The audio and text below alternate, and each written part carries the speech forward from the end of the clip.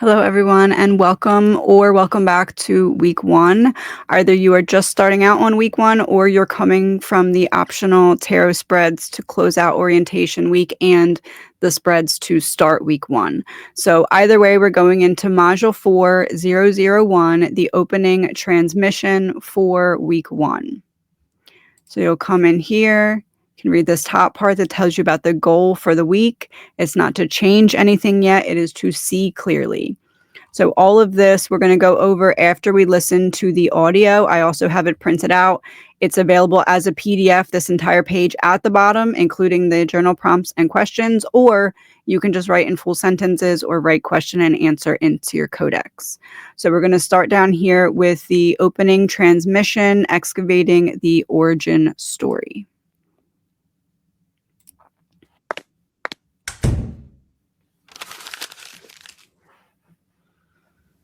Every story begins long before the first word is spoken. Yours began in places you might not consciously remember. It began in rooms you didn't choose, in energies you absorbed before you knew how to say no, in the silence of moments that taught your body how to survive. Before the mind could speak, the subconscious was already writing, and it has been scripting ever since. This is where our work begins, not with who you think you are today, but with the quieter author beneath it all, the subconscious mind. It is the keeper of your history, the architect of your patterns, the invisible hand shaping how you see yourself and the world. It's not the enemy. It's not broken. It's a loyal servant doing its best to protect you with the tools it was given. But many of those tools were built in outdated stories.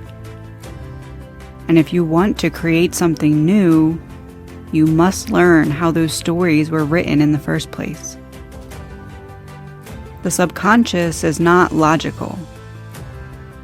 It's emotional, symbolic, associative.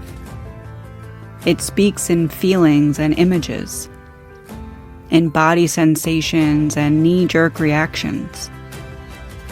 It holds the original blueprint of how you learned to love, to trust, to belong, to stay safe.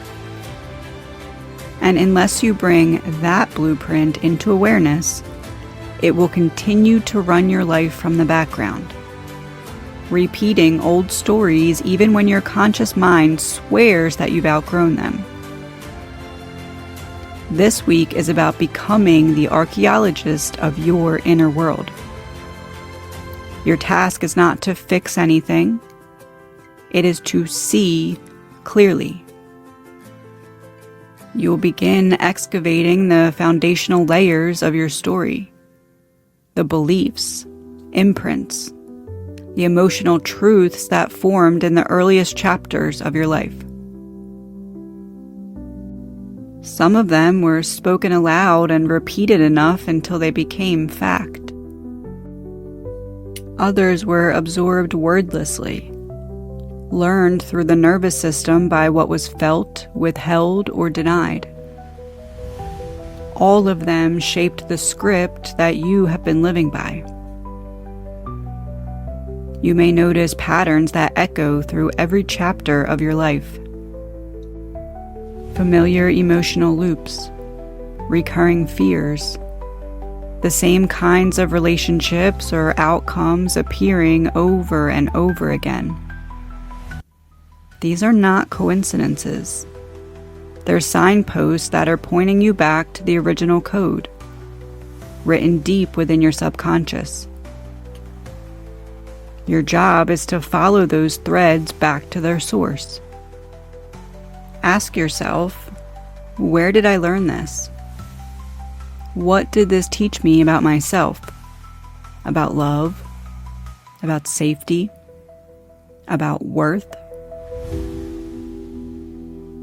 Some discoveries will feel small. some ginormous. Memories may rise that you haven't thought about in years. Emotions may surface that don't make sense to the mind, but make perfect sense to the body.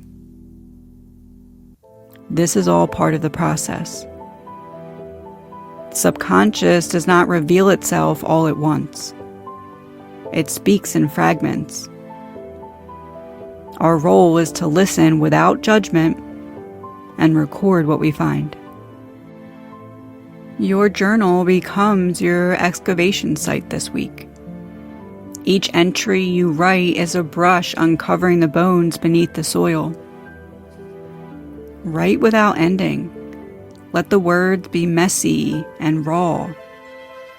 This isn't about performance. It's a reclamation.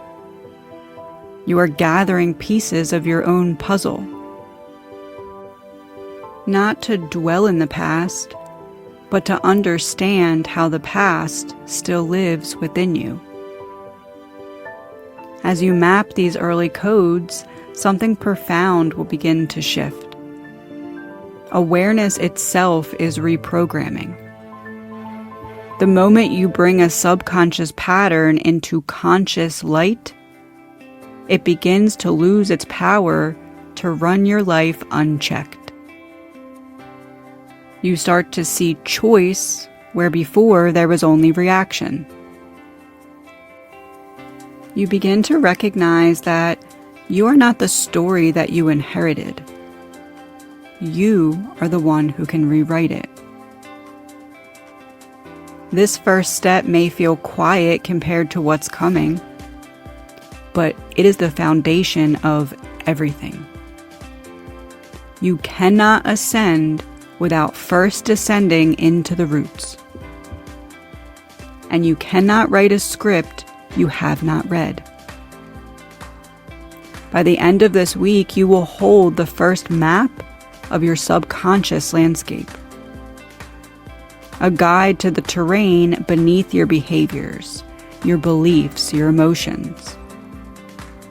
From here forward, every transformation will build on this ground. The labyrinth is open. The excavation begins. And as you dig, remember, the story you find here is not your fate. It is your starting point. What you do with it is the beginning of your reclamation.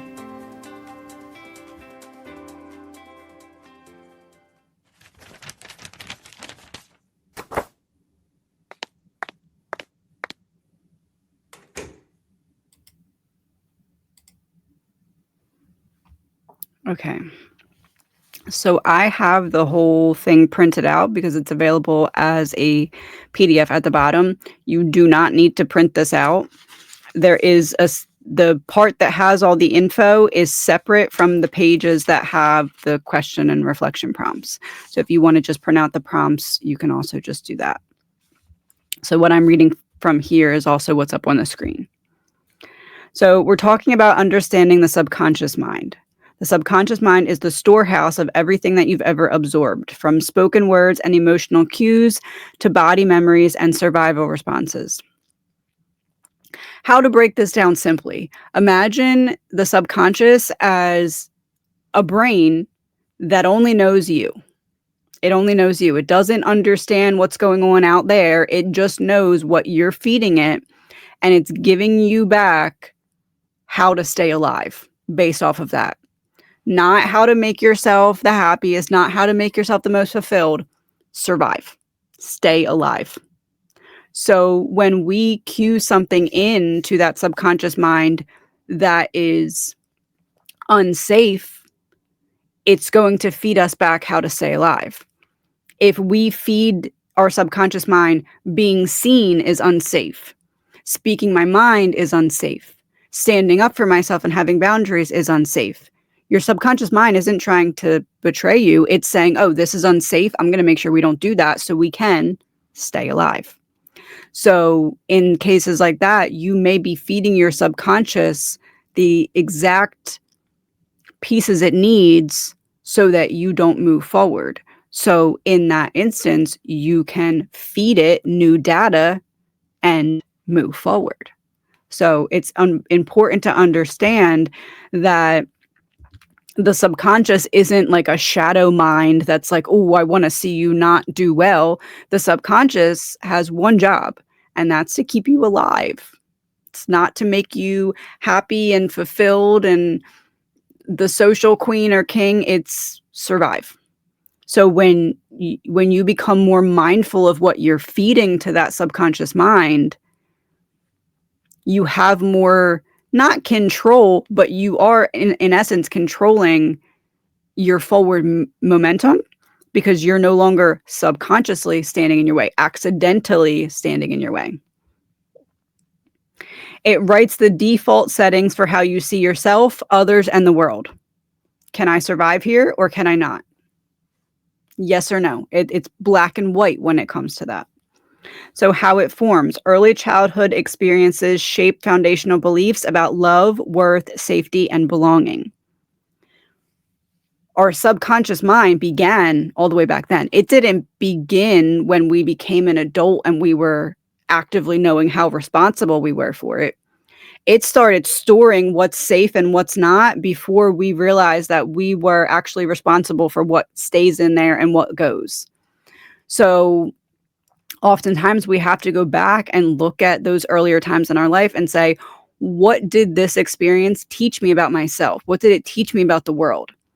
And is that true? Or was that someone else's belief, views, correct or incorrect? And do I need to reprogram what my subconscious mind is telling me about the belief that formed before I realized how much I am in charge of what stays in the container and what goes in terms of those beliefs? So you could have had parents that didn't see you. You could have had siblings that picked on you very, very early. That could have died out, or it could have gotten worse, or it could have stayed the same. But either way, as you grow into adulthood, those relationships could be better now. You could be not realizing that that still formed a belief back then about you, yourself, or the world. You can get along with people now who still were responsible for helping form some kind of belief. You analyzing, okay, what my mom did when I was 5 and 6 and 7, it made me not believe in myself. You can get along with her great now, but you still need to acknowledge the impact that that had on your subconscious. Because the subconscious, once it's programmed to do one thing, in order to have a new experience, it needs to be reprogrammed for that new experience. Emotional environments, spoken or unspoken, teach your nervous system how to respond to life. Again, is it safe? Can I survive here? Is this a good or a bad? A yes or a no? Repeated patterns become automated programs running beneath conscious awareness. Autopilot. What runs on autopilot in your life? Do you tend to automatically shy away from experiences where there's some kind of public speaking? Do you tend to resist asserting your boundaries when it comes to specific or certain people in your life? What is the underlying cause of those automatic responses? Is it because you don't feel like people are going to hear you? Is it because you feel like it's not safe to be seen?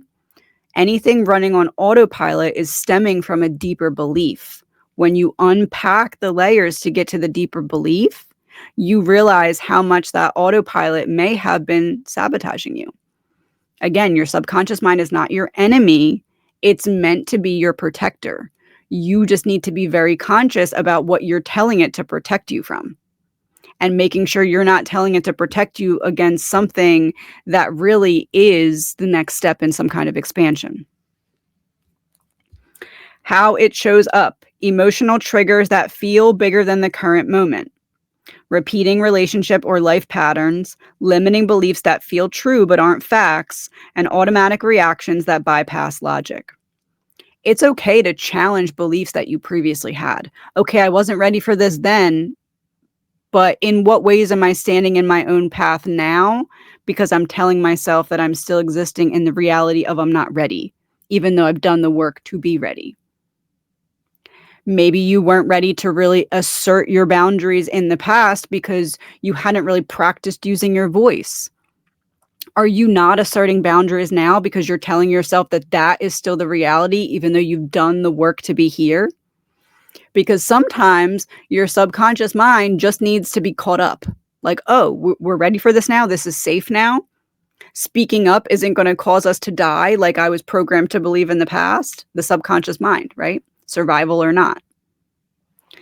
So our work this week is to bring these background scripts into conscious awareness. The first step in change is being conscious of it, because you cannot rewrite what you cannot see. I encourage you to write on this line here or in your codex one thing I'm ready to see. And I'm going to put a star because I'm not answering this right now. I got to think. Okay, so week 1, focus, excavation, and awareness. What does that mean? What is under that surface? What's the first level under the original layer of dirt that we need to look at? Let's dip the shovel in there and let's scoop up some of that. Let's get acclimated. How does this feel to dip our toes in the water, which in this case is dirt? So how does that feel, right? Identify core beliefs, emotional patterns, and origin points driving your current story. What is the goal? The goal is to identify. The goal is not to drive yourself crazy. The goal is to say, okay, I see that, I'm aware of it. Okay, I see that, I'm aware of it. Maybe you write it down. Maybe you journal about it. Maybe you just say, I see that and I'm aware of it. That's all we're asking on week 1. The outcome of this and the work that we're about to do behind is a map of your subconscious landscape, the foundation for every layer of transformation that follows. The foundation for every layer of transformation that follows. That is important. Let me move this screen on this side. Okay, so now we're down to here. The key concepts to explore. We're looking at the original script. And again, I have these printed, so I'm going to write the date. The original script. Every subconscious story began somewhere. Most were written before you had language to question them. That is important. A lot of these things, the subconscious can store them as a feeling, okay? So when you're a little kid and something is scary, that's like big monster, scariest thing ever. When you're an adult, the scariest thing ever is a lot different than it was when you were a kid, but your subconscious, it's still saying, no, scariest thing ever. So that translates that from that childhood scariest thing ever to the adult scariest thing ever. What do I mean? When you were a teen and you were getting called on to read something in class and you were like, oh no, that's not safe. That's scary. I'm going to have a panic attack. I can't do that. Level of scary, 8. Okay, so now adult you comes along. Level of scariness in public speaking is an 8. So I'm going to associate that with an 8 because I never updated my subconscious to say, oh no, we've done a lot of work to be ready for this now. So subconscious will run on autopilot, speaking, scary level 8, no thank you. Until you say, hey, subconscious, look, I'm giving you examples of experiences where this is safe now. I'm telling myself it's safe. I'm showing myself it's safe. Same thing with boundaries. Show yourself, I can assert this boundary. It's safe to do so. Okay, look, subconscious mind. I asserted a boundary and I did not die. Look, it's safe now to do that. So that's how little steps add up in a big way, because it's reprogramming what was programmed to stand in your way to protect you before. So what messages did you absorb about safety, love, and worth? And what unspoken rules did your body learn to follow?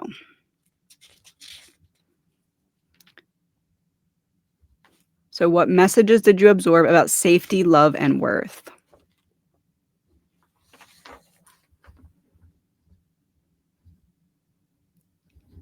Nope, wrong date.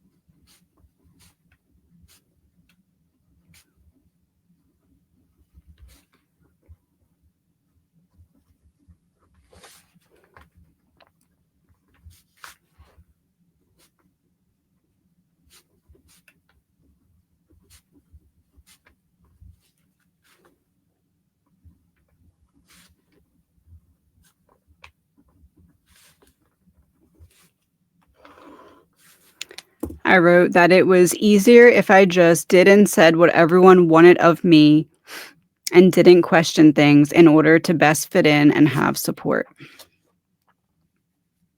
And for number 2, what unspoken rules did your body learn to follow?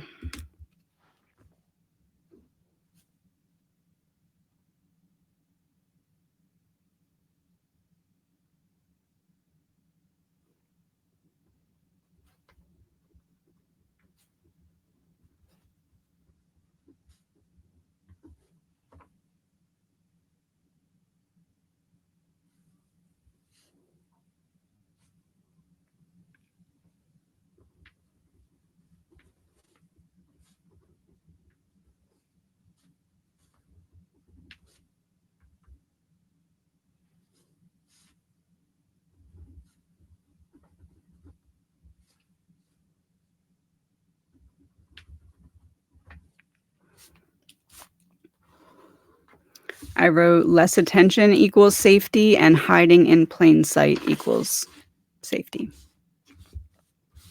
Now we're looking into inherited patterns. Not all of your subconscious programs are yours. Many are hand-me-downs from family, culture, religion, or trauma. So a lot of these things could just be what you saw, and then you told your subconscious, I'm seeing this, I'm seeing that that's not safe, I'm seeing that that is safe, not even from your own personal experience, just from what you're witnessing.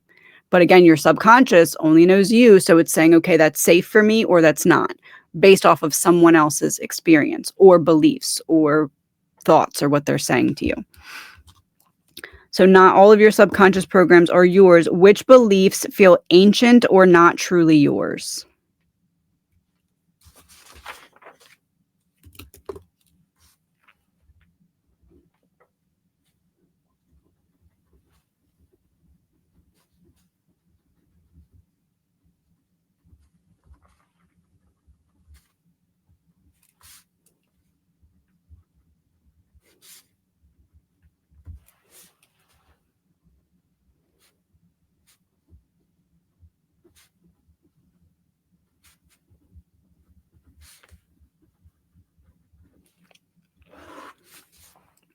I put, so how did I word this?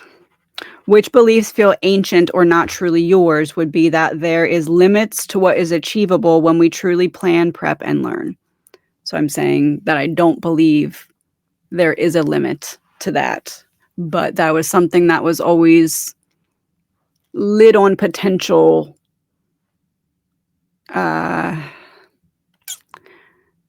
directly implied, I guess is how I would word that.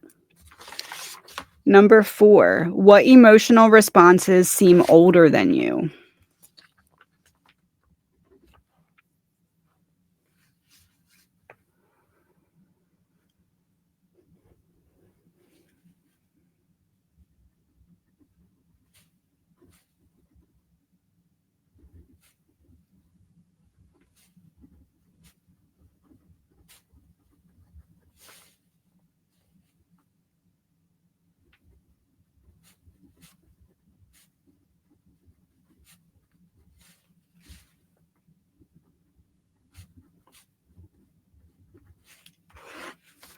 I wrote anger at being misunderstood. I've kind of disengaged the anger from being misunderstood, and I take it more in like a curiosity approach. Like, can I see it from their perspective and see what could be putting that type of lens on it or filter on it? Fear of the unknown and fear of change. I've learned to embrace change. I've learned to not necessarily embrace the unknown, but accept that it's a necessary part of the journey, and one that more often than not leads to growth. And if it doesn't lead to growth immediately, it leads to something pivotal for growth later. So a piece of the puzzle that I need so I can grow. So I feel like I was kind of raised to resist that, where I needed to find out how to embrace it in order to expand. Number 5, the nervous system's role. Your subconscious lives in your body as much as in your mind. It speaks through sensation, tension, impulse, and instinct. So the body cues you get, nervous feeling, excitement, goosebumps. Your body will respond and talk to you in different ways. That can be your subconscious being like, hey, I kicked on. Something's triggering me as unsafe. Are we about to die? Okay, because the subconscious is not dramatic, but think of a little person inside your body that's inside, let's just, for this example, a little person that's trapped in a bubble inside the middle of your brain, no windows. It can't see anything. It's been given one task: keep the user of the brain alive. So every time you have a thought that you're like, yes, this is a true thought, we align with this thought, the subconscious is like, okay, perfect. Okay, perfect. Thank you. Okay, perfect. Thank you. This is scary. This is safe. This is not, whatever, whatever. Puts it on the walls on the inside of its little bubble in your brain. And now you're telling it what you're experiencing. You're telling it the level of what you're experiencing. And it is trying to keep you alive with no windows. So if you're saying, hey, scariest thing ever, it's thinking, okay, if I could see out there a window, Godzilla would be standing in front of me because this is a big scary thing. That big scary thing could actually translate to getting up and presenting a project in front of your work, okay? But you're telling that little guy in the middle of your brain, that's Godzilla. It's going to respond as if it's Godzilla if you're telling it it's Godzilla. Get what I'm saying? So that's kind of what we're looking at here. So it shows up in your body as well. Where does your body tighten or collapse in certain situations? Oh, this is so easy for me, this one.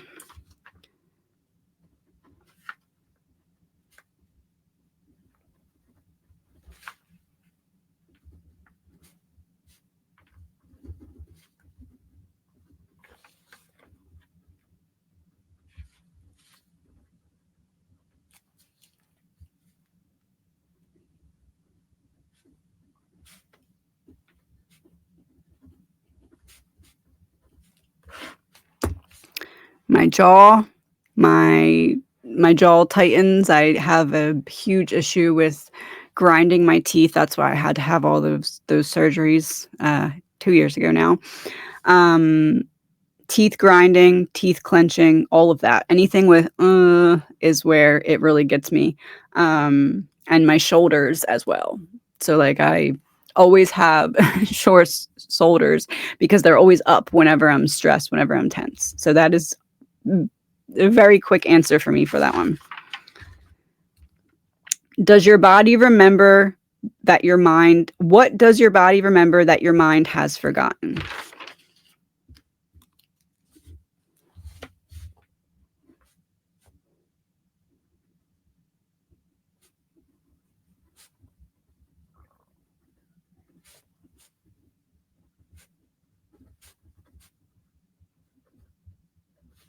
I'm not going to get too far into this one, but I just wrote childhood trauma and wanting to hide. So physically trying to be unseen while being seen. Awareness and reprogramming. Seeing a subconscious pattern is the first step in changing it. Awareness interrupts the automatic loop and creates space for choice. So when you are aware that something is happening on autopilot, when it happens on autopilot, your awareness connects with the autopilot and you're like, oh, I see that. It's not something you have to drive yourself crazy looking for. Think of it like a magnet, right? So now awareness is on this magnet that's circulating. So when this pattern surfaces, your awareness is going to be like, hey, buddy, awareness, magnet, issue, pattern, let's correct it. So you don't have to drive yourself crazy looking for, okay, how's this pattern showing up? It's a magnet. Once you're aware of it, your consciousness will point it out to you. Again, it kind of goes back to, okay, so we're aware of this. We don't want this. Best way to stay alive is to program it differently. What patterns become visible when you trace them back to their roots?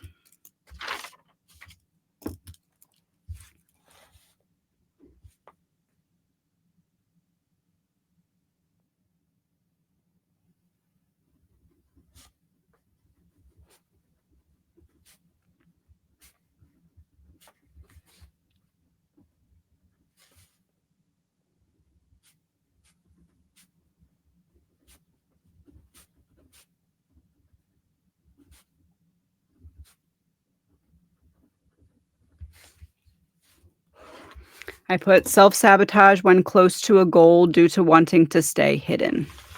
My handwriting is extra all over the place today. What are you ready to choose differently? Where? Where are you ready to choose differently? Or what? What or where are you ready to choose differently?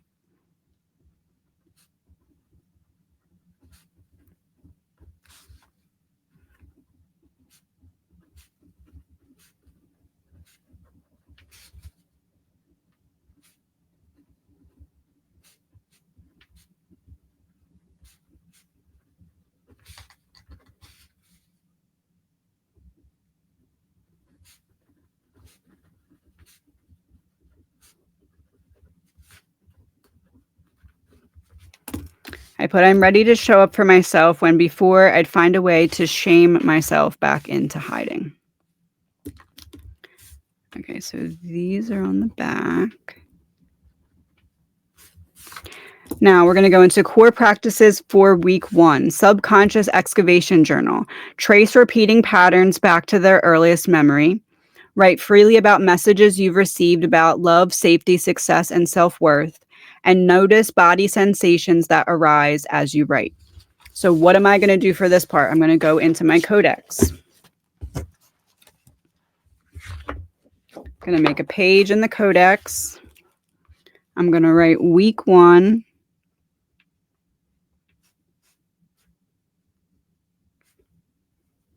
Begins 10:15. And so I'm going to write excavation.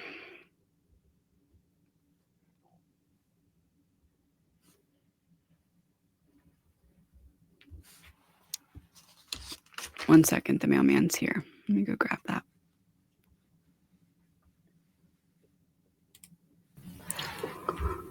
So essentially I'm creating a page that I can come back to at any point in the week and fill more out. So I'm going to write excavation of the pattern.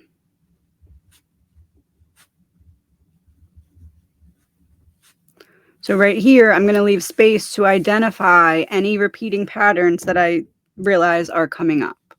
One second. And then at the top here, I'm going to write love, safety, success, and self-worth. So I know I'm going to be looking for these themes. Okay, so I'm looking for these themes to come in. And then also notice the body sensations.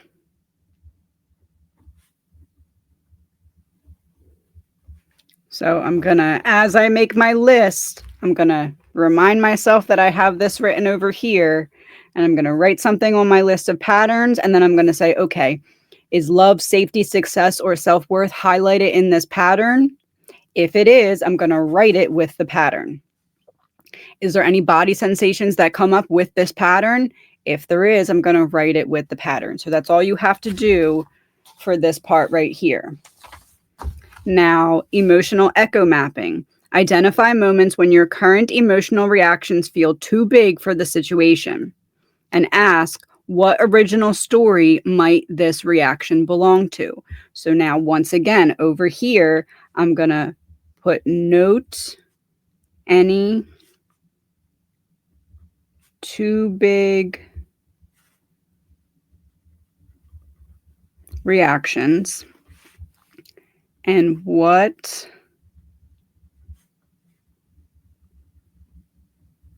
original story. So throughout the week, I'm going to come to this just one page here.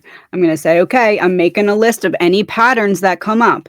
As I do that, does that pattern include love, safety, success, or self-worth? If it does, I'm going to make a note of it. Does that pattern include any body sensations? If it does, I'm going to make a note of it. This isn't just today. This is this entire week. So we're not sitting and filling this in right now. This is something that, okay, I go to work, I come home, I notice this pattern came up. I'm going to note that down. And then any reactions that feel too big. Okay. If it feels to be something where your emotions are controlling you instead of the other way around, if you're fearing your emotions or resisting your emotions instead of using them as signposts or teachers, that's where you're going to note this. And then if there is any of these two big reactions, not to shame or blame yourself for them, but to say, okay, I'm in observer mode. If something is triggered, especially this week, and you're like, oh man, I thought I healed that. Why is that popping up? Or, oh, I thought I was further past that. Why is that popping up? Because right now we're looking at the original story that came from. So that may come up for no other reason than to get you back to the original story that needs to be looked at. Because that original story may have beliefs in other areas of your life that are harder to trace. But a big reaction can get that into the forefront where you can begin to unpack it. And then body dialogue practice. Sit in stillness and scan your body. Where does tension or heaviness live? Ask that part of you, what story are you still holding? Now, again, I'm going to write this on here. You can do this now. You can sit and you can fill this in now. You can note any patterns that come up. Or again, you can come back to the side or wherever you're writing it. So note tension and where it lives in the body. And when is it triggered?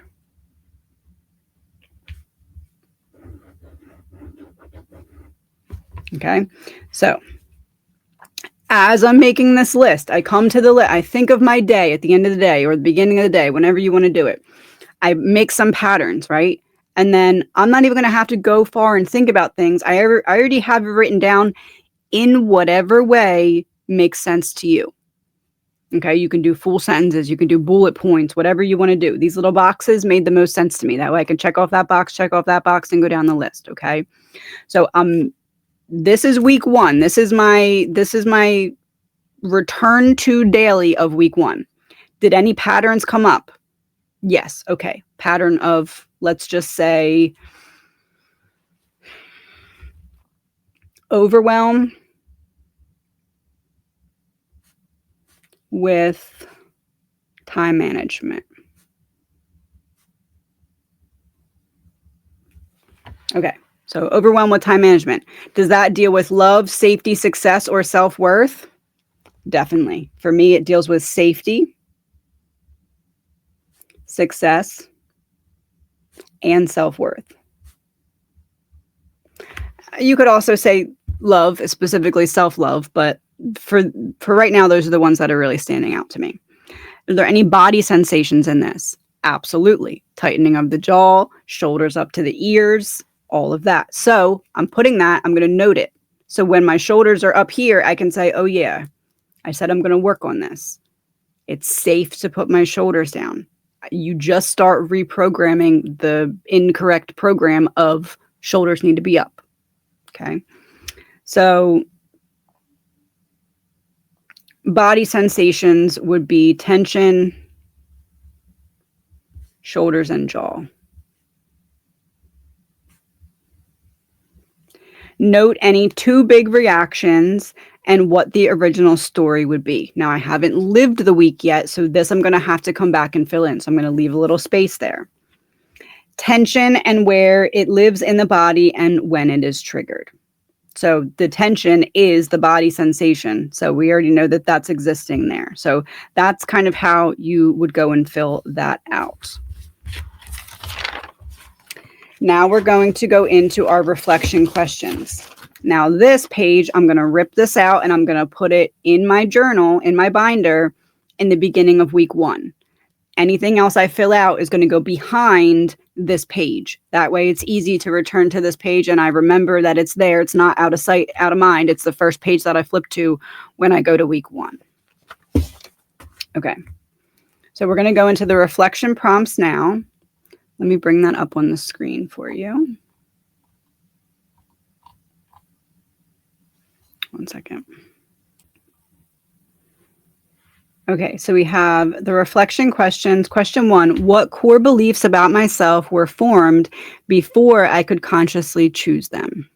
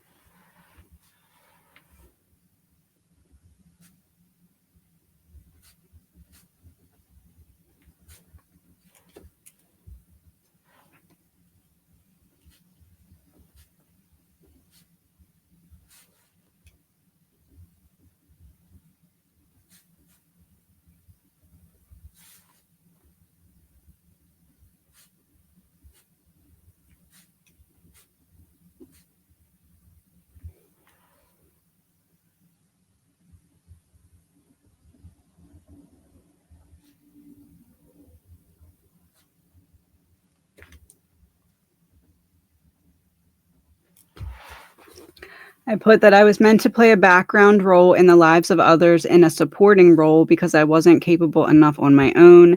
And I also noted that this formed hyper independence.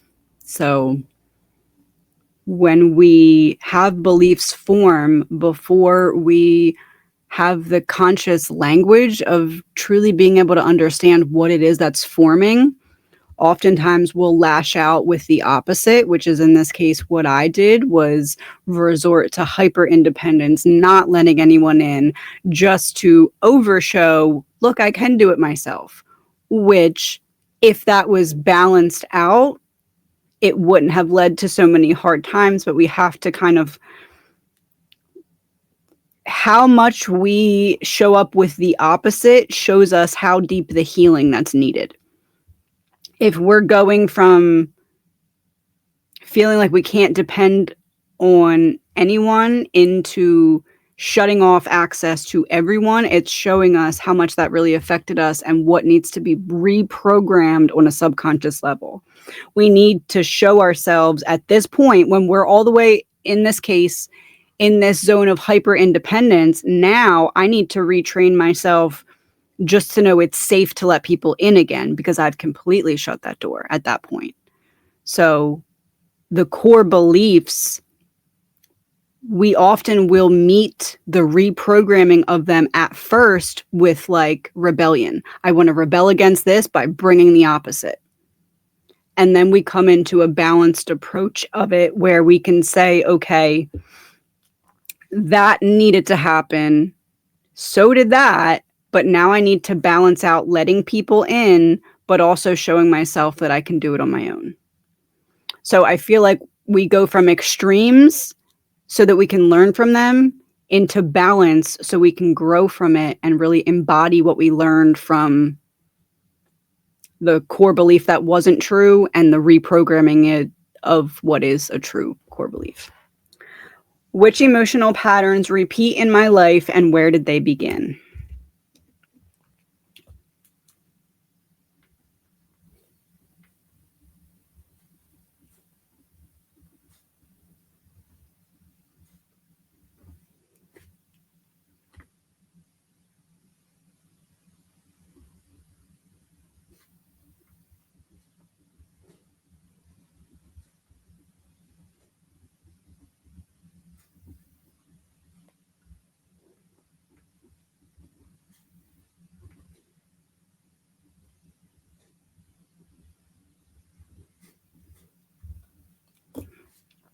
I put self-abandonment began at childhood because I'm adopted, so I always kind of struggled with not having certain answers, especially for someone like me who is very analytical and wants to understand. Like, I'm the kid who took everything apart to figure out how it was working. So to not be able to do that with my own existence was always challenging for me. So I self-abandoned whenever I would get close to facing that wound for a really long time. So that would be my answer for that. What parts of me feel like they're still living an old story?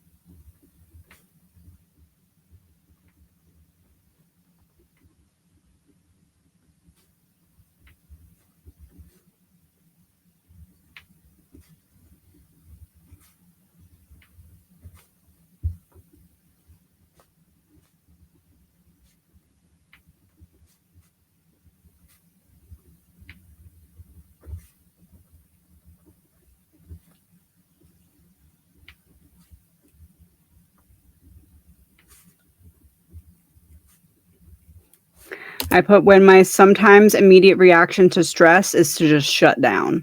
When I know at this point I've already handled worse and harder moments.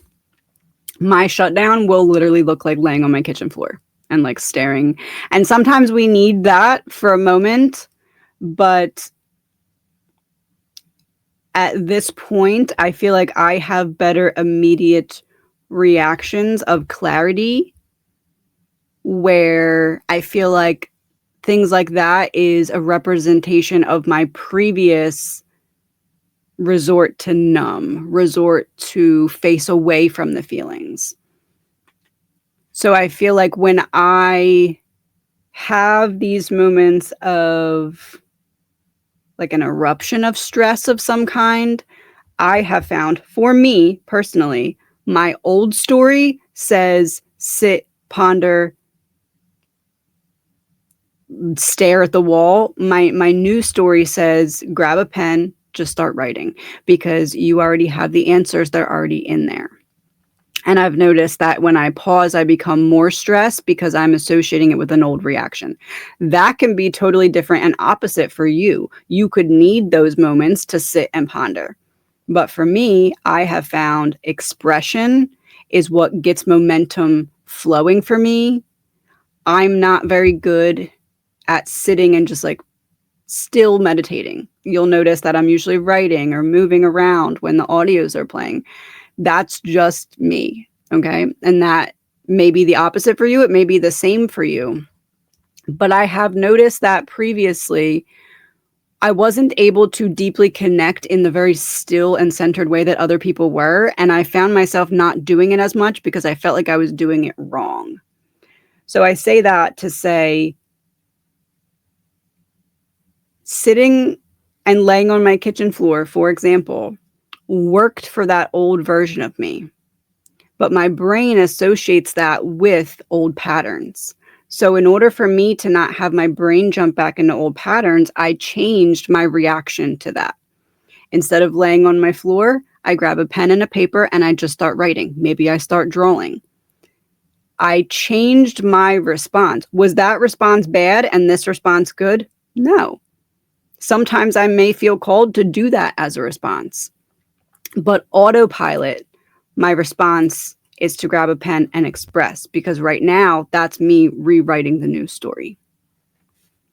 Where do I feel resistance? When I try to imagine a different possibility.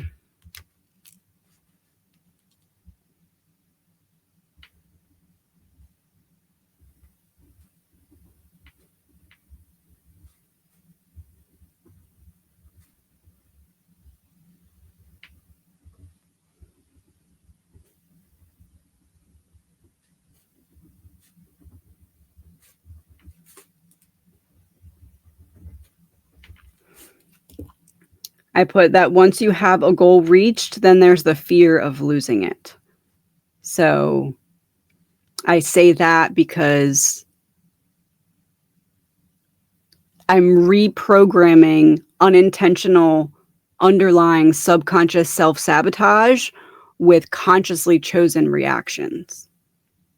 So knowing that there is a purposeful reprogramming of self-sabotage, okay, if you don't sabotage, then you'll succeed. If you succeed, then you have something to lose. So if we trace the thread deeper and deeper, we can understand why we do certain things. And then I'm less prone to self-sabotage because I know it's not just, oh, let me give myself extra time for this, or let me, whatever it is that would be self-sabotaging, right? Because you know, it's not just that moment, it's the fact that it's traced back to fear of success or fear of failure. Once you're aware of how the threads connect, it's like that is brought online and your awareness picks up on it more fluidly. So that's why we do things like the reflection questions. What truth about myself feels buried beneath the noise?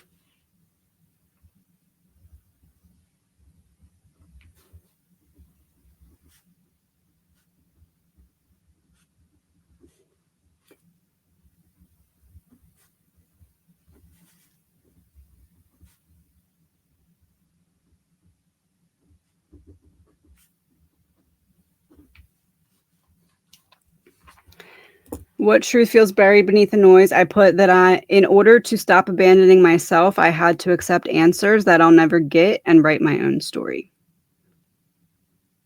I'm going to leave that answer at that. All right, let's go.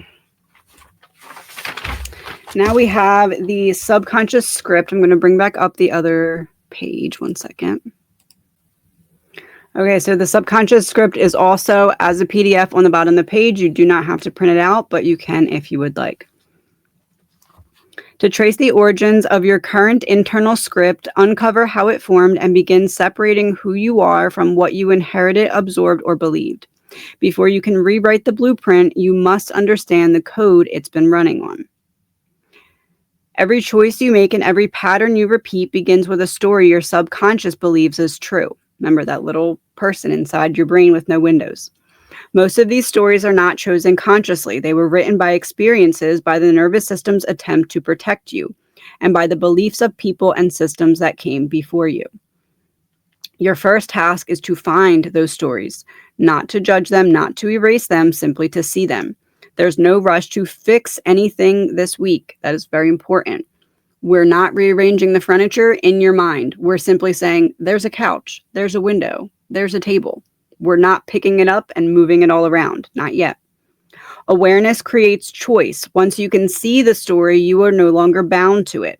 What does that mean? It's no longer running on autopilot because consciousness, magnet, pattern, magnet. Once consciousness is aware of pattern, it magnetizes and it lets you know when that is showing up.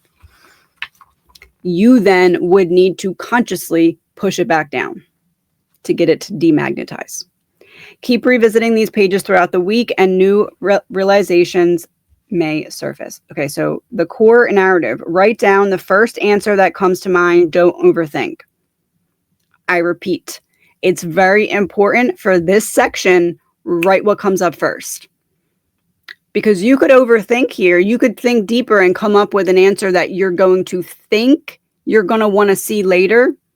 That's not what I'm looking for here. I'm looking for first thing that your brain tells you is important. If my life were a movie, the main character would believe that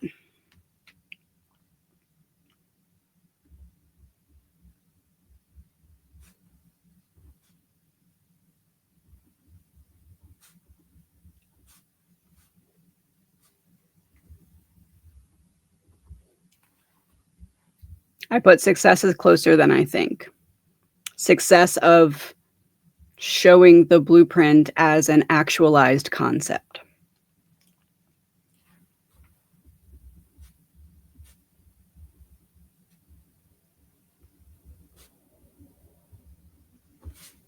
I wrote that. Okay. The repeating lesson in my life so far has been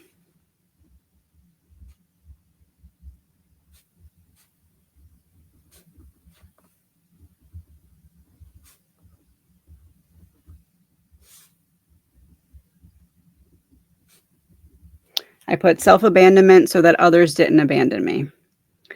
The world has always felt like a place where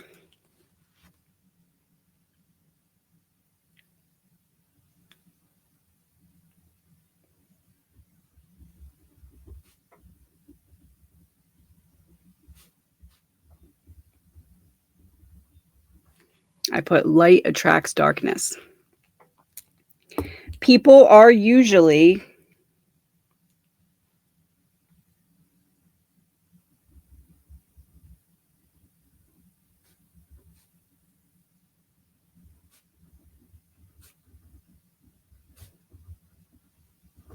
I put afraid to see themselves fully. I am always / I am never.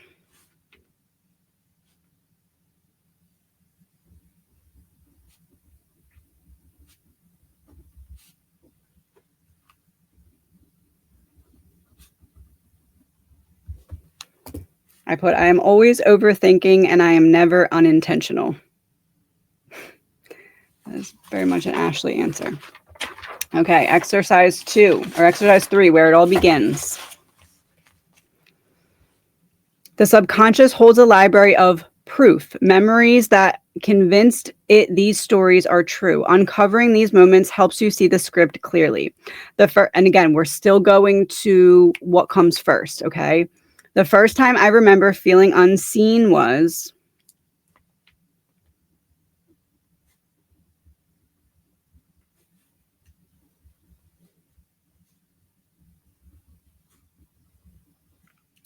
very specific memory of my dad walking me into a gymnastics class that they wanted me to try, and the girls were very cliquey and I was very out of my element, and I think that that's the first memory that I can actively recall where I was like, "Oh, I'm different than these people. We are not the same." A moment I decided I wasn't safe was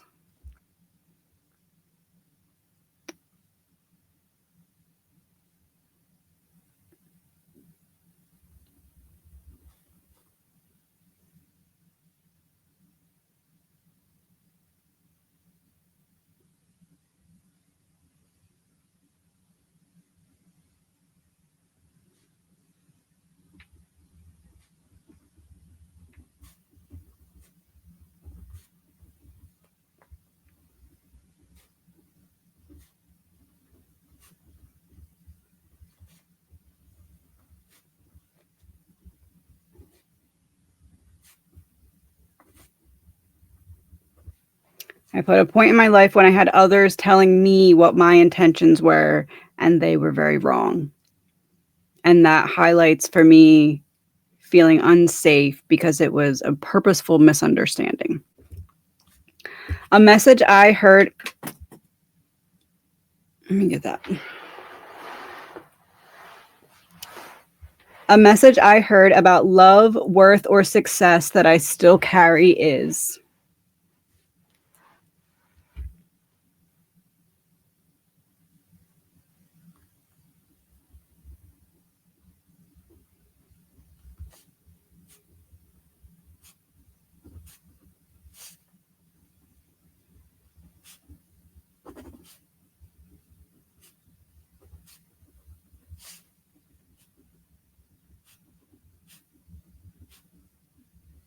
I put that intelligence is knowing the answer or knowing how to find the answer. Knowing how to learn is a form of intelligence. I learned early on that to survive, I needed to.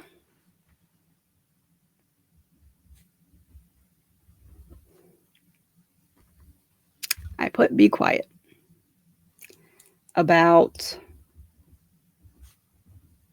my real thoughts.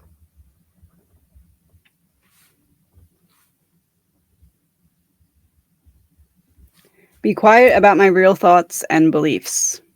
I question everything and I dig deep into everything. And I learned very early that that was not very accepted. So notice how any early beliefs formed and how deeply they still shape your decisions today. How do you do that sentence after you fill all of it out? Sit with yourself, reread it, look at yourself in the mirror, read it that way. What comes up? Make notes on this, body cues. This is a moment I'm not going to show you doing because this is a moment you need to have with you. Grab a little mirror. I have one right here. Okay. I don't want to, it's going to reflect, but eye contact is important for digging deeper. Okay. Rereading things because when you're writing it, it's coming out. When you're reading it, it's going in. Give yourself both perspectives of what you're putting down on paper or what you're recording. Okay. Now we're going on to the narrator's voice. Often the subconscious speaks in statements that begin with always or never. They sound absolute because they were written during heightened emotional states. Again, when you're a child, number 10, scariest thing ever, Godzilla. Now, scariest thing ever when you're an adult can be something different. The number is what your subconscious is holding on to. It's this level. It's this level of scary when I'm a child, then it's going to be this level of scary when I'm an adult. Those circumstances change, though, as you age. So your brain could be telling you something that was really scary when you were a child That isn't quite as scary when you're an adult, but if you're not conscious of it, it's going to run on autopilot and it's going to stop you in your tracks. Complete the sentences without editing. I always end up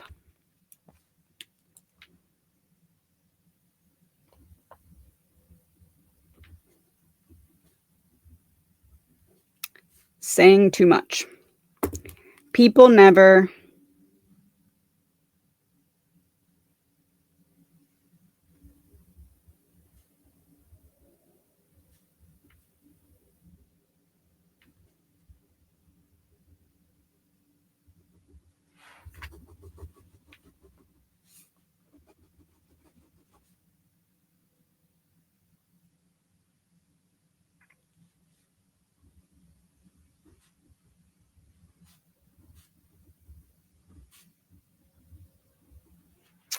I didn't know how I wanted to articulate that. I put people never stay true to their masks.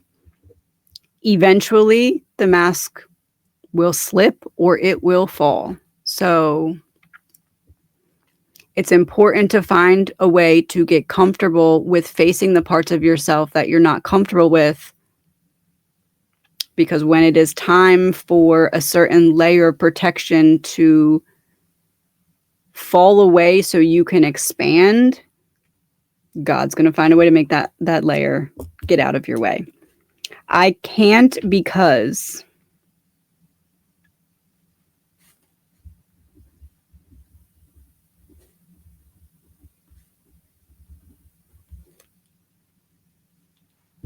I can't because nobody will listen. Again, subconscious belief. Do I know that that's true? No, I know people are going to listen. I've built up my platforms. I've built up the foundation of what I'm going to be teaching. However, subconsciously, my brain is repeating people's voices from my past saying, no one's going to listen. No one's going to care.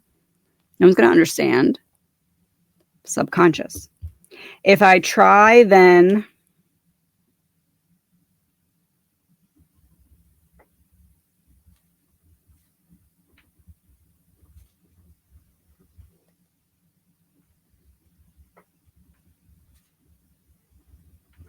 then there's no going back. It works or it doesn't. People understand it, people incorporate it, and it works for them, or everyone's like, I don't know what you're talking about. But now we'll know. There's no going back. Which of these stories do you want to keep? Which ones no longer serve the person you're becoming? So, check mark or X.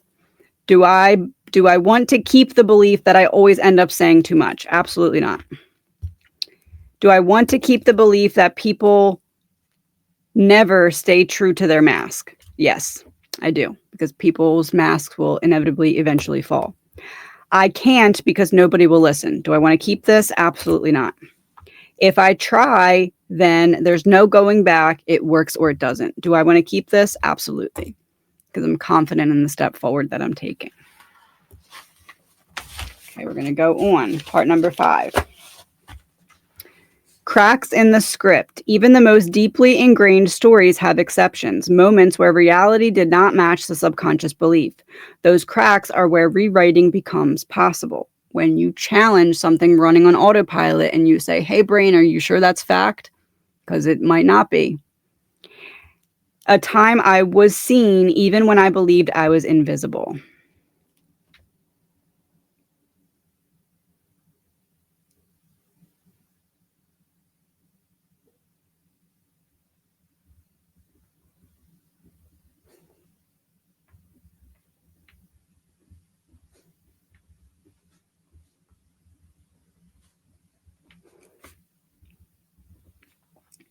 I put the old gym that I used to work at, and my proof of that is people still checking in, people still following along.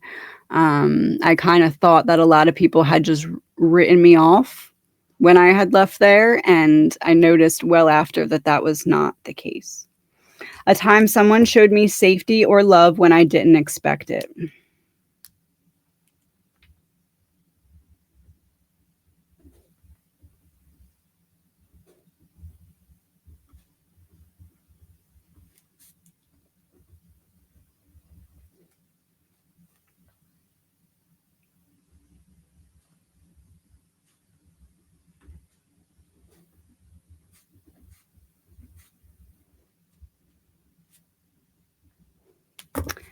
I put Bethany and Aaron being true friends and showing me how to be one as well. Not having a lot of long-term reciprocal friendships, it doesn't really give you a lot of practice to be a friend. So Bethany and Aaron have definitely held space for me as I learn how to navigate that properly. A time I surprised myself by succeeding where I thought I'd fail.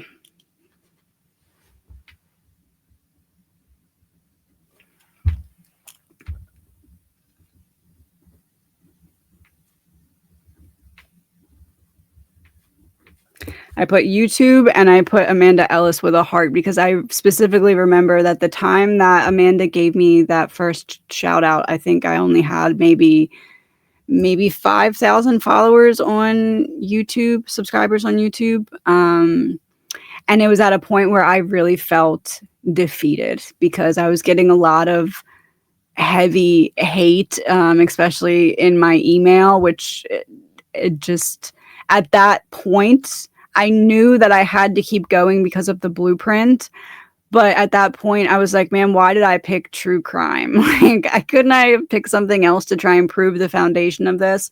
So I guess that can kind of go up there as well to Amanda answering that question with Bethany and Aaron. But I'm not the most social person, so in the beginning of YouTube, when I first started to get a little bit more of a following, it was definitely overwhelming for me, and I definitely was questioning if there was another way to show the blueprint because the energy exchange had become a bit exhausting. Now I can handle it differently. That was 3 years ago. So now I have methods of not letting that affect me. But back then, heavyweight, not knowing how to deal with it for sure. These moments are not random. They're evidence that the subconscious script is not the whole truth. So I believed nobody was seeing me, but they're still following along. So obviously they saw, right? I believed that I was just not meant to have true lasting friendships because I didn't know how to be a friend in the way that I needed to. And I also didn't know how to accept others just genuinely wanting to be a friend. So, and then also a moment of you never know how far a kind word goes for someone with this last one. So shout out to Bethany, Aaron, and Amanda. Okay, next one. Number 5, the author's pen. Now that you've mapped the old story, it's time to begin separating you from it. So this story began because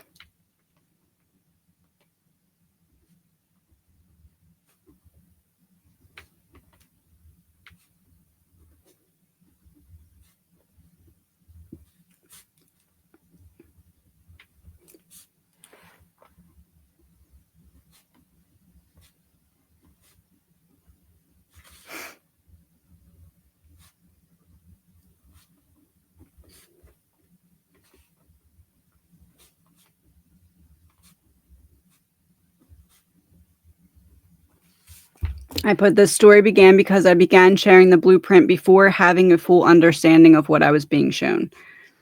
I mean, this was like I wasn't done the prequel and I was trying to explain chapter 4. Okay, so it was definitely not the time. It was trying to protect me from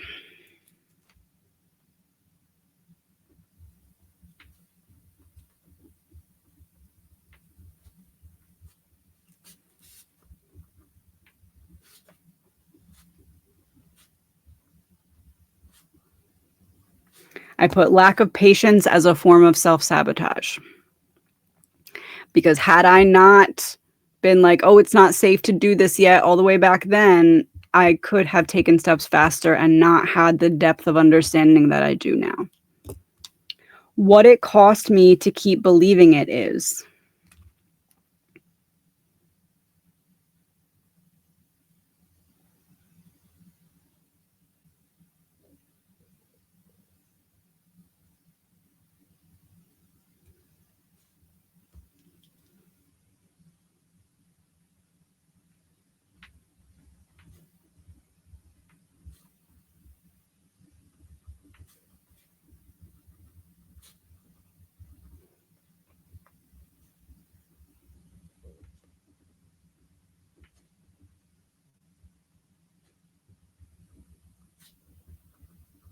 I put that people wouldn't understand, prolonging feeling misunderstood.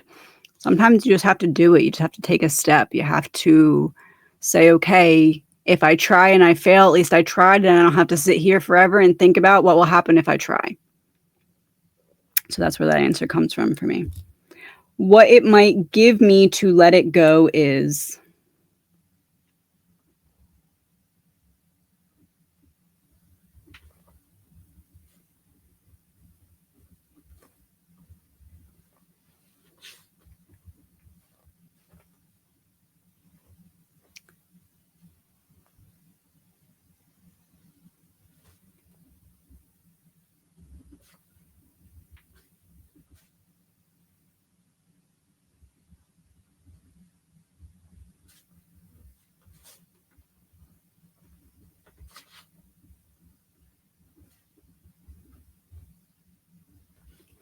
I put building community and the wheel of success in my invite only video. The video that I sent out to people, I think I sent it out to like 15 people years ago when I started to figure out what to do with the blueprint, and I wasn't sure what I was doing at that time.